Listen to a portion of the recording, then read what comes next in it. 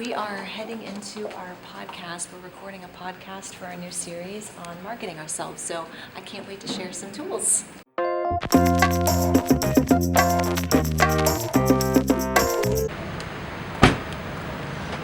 Okay, here we are at the office. We have about 30 minutes to do this podcast, and then we got to roll on out of here. So let's go.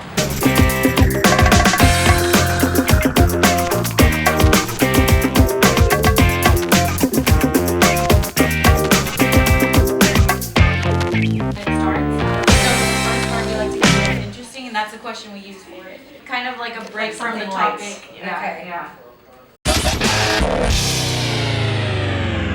Gabrielle Strout here. I've been called worse. Sorry about that. As top producers, we're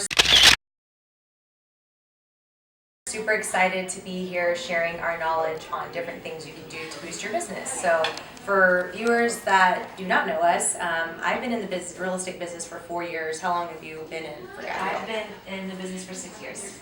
What's the first thing that comes to mind that's just really taken off for you? One of the best things I did was I started a happy hour group in my neighborhood.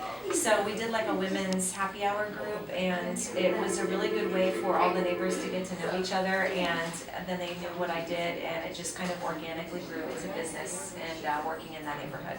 Something that hasn't worked for me, door knocking.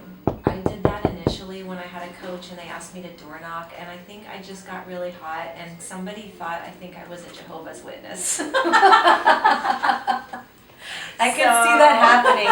What about when you're branding yourself versus promoting a listing that you have? There are two different things, I guess. So when I'm promoting a listing, it would be more about who is the likely buyer, and I would target my marketing towards the likely buyer of that property if it's sort of obvious.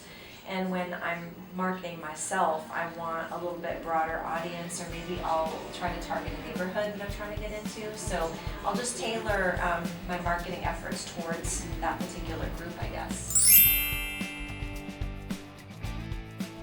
I basically started, I was single mom, and I quit my job cold turkey and decided this is what I was going to do. And I had a little bit of savings, but not a ton, and all I did was just call people on the phone, and I did open houses, and it cost me almost nothing. So I managed to make it work. So Yeah, far. that's what I'm saying. You can have all the bells and whistles and put a lot of money into it, but organically picking up the phone does cost you nothing, and I think that's where you got to start. Yeah, and like you say, social media, just getting out there, that's free too. Absolutely. Yeah. What about something out of the box that you've done Oh my gosh. on top of your head? Well, one time I had a martini making class at a listing that I had, and it was targeted to the neighbors because I was trying to get the neighborhood. So I did a martini making class, and that was fun but sticky. For new realtors out there, if your budget isn't big, how can you market yourself? Well, like Gabrielle said, pick up the phone. And open houses.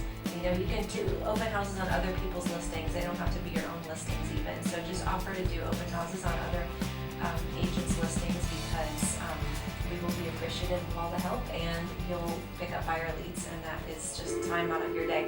It's perfect. See what happens when you're organized. That was really good. Now we are off to pick up some things for our open house tomorrow.